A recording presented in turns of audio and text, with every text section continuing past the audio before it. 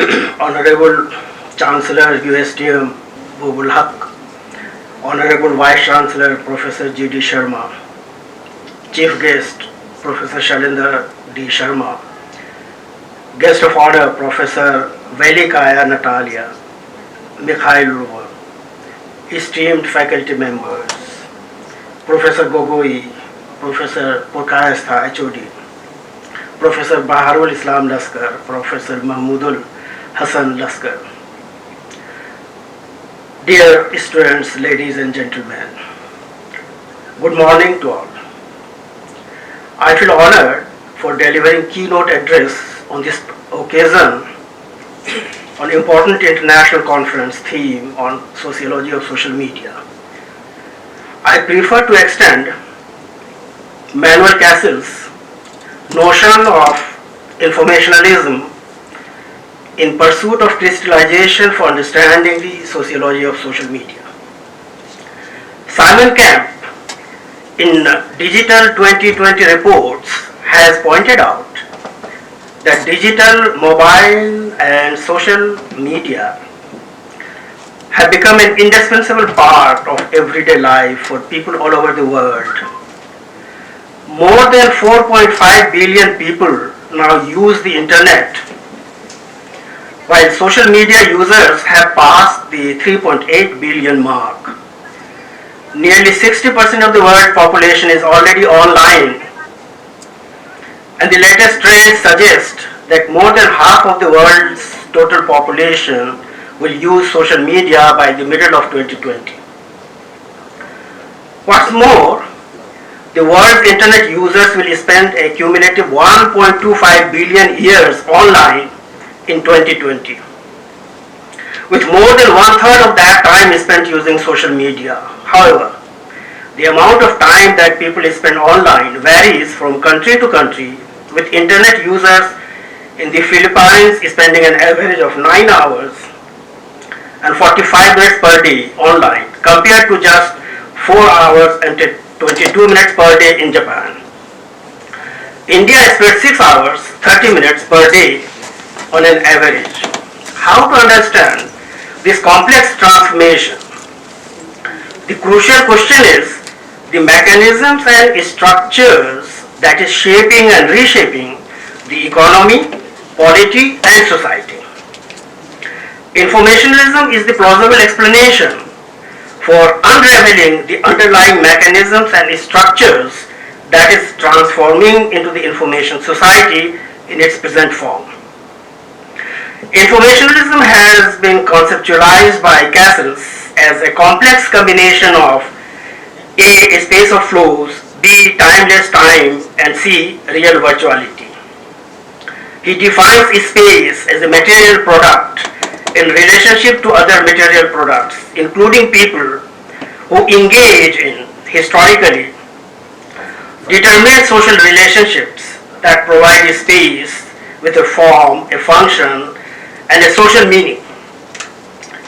I have further crystallized informationalism as a paradigm shift in the free flow of information in digital format, in digital network, globally regulated by Moore's, Metcalfe's, and Coase laws, which is reconfiguring and reshaping economy, polity, and society. It may be noted here that I have discussed informationalism in the context of social exclusion and language elsewhere, but my use of informationalism here today is in the context of social media derived from my writing on informationalism. Social media may be defined as a social networking of virtual communities characterized by conversation, connectedness, openness, and participation. 6 kinds of social media may be identified as blogs, wikis, podcasts, audio, and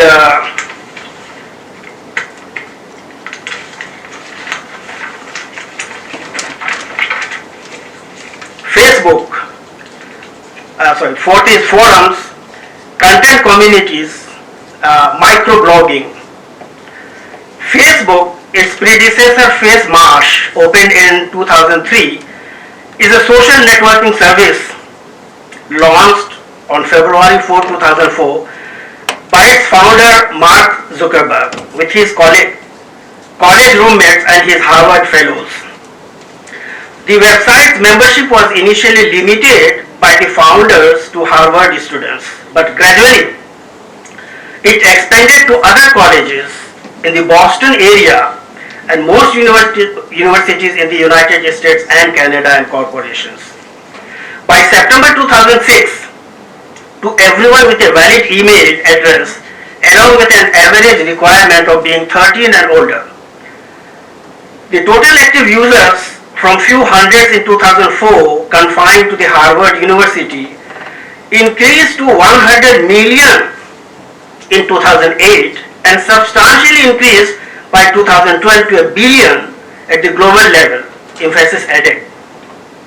This amazing successful story needs a plausible explanation. To me, like Mona Lisa, the magnum opus of Leonardo da Vinci, Mark Zuckerberg, the creator of Facebook, having multifaceted creative qualities, have been getting regulated by 3 in 1. These are Metcalfe's, Moore's, and Cohen's laws, which may be conceptualized as informationalism, from my point of view. Gordon E. Moore's law, co-founder of Intel in 1965, had pointed out that every 18 months, processing power is getting doubled while cost remains constant. He made that statement based on noticing emerging trends in chip manufacturing at Intel. Eventually, Moore's insights became a prediction, which in turn became the golden rule known as Moore's law. Moore's law guided the semiconductor industry in long-term planning and setting targets for research and development. Moore's law has been a driving force of technological and social change, productivity and economic growth, hallmarks of the late 20th and early 21st century. Moore's law implies that computers, machines that run on computers and computing power all becomes smaller, faster and cheaper with time as transistors or integrated circuits become more efficient. The smart mobiles which we use today is the testimony of Moore's law. The mobile I am using today is of 12 GB RAM and 256 GB ROM, which is more powerful than first generation computers in both microprocessors speed and hard disk storage. Metcalfe's law attaches significance to computer users, not computer itself, unlike Moore. The utility of a network is equal to the square of the number of users. Human brain has 100 trillion neurons and 300 trillion network links. There are 1 trillion web pages and 100 trillion links in internet network. Metcalfe's law says that a network's value is proportional to the square of the number of nodes in the network. The in nodes can be computers, servers, and simply users. For example, if a network has 10 nodes, its inherent value is 100, and one more node and the value is 121. Add more and the value jumps to 144. Thus it is nonlinear, exponential growth. Network effects have become an essential component of a successful digital business. First, the internet itself has become a facilitator for network effects. As it becomes less and less expensive to connect users on platforms, those able to attract them in mass become extremely valuable over time. Second, network effects facilitate scale. As digital businesses and platforms scale, they gain a competitive advantage as they control more of a market. Third, network effects create a competitive advantage. Ronald Cohen's law identifies preponderance of firm over market. He poses crucial questions such as why firms at all? Why cannot free markets organize individuals using contracts in the same way? To him, if markets were efficient distributors of resources, then there would be no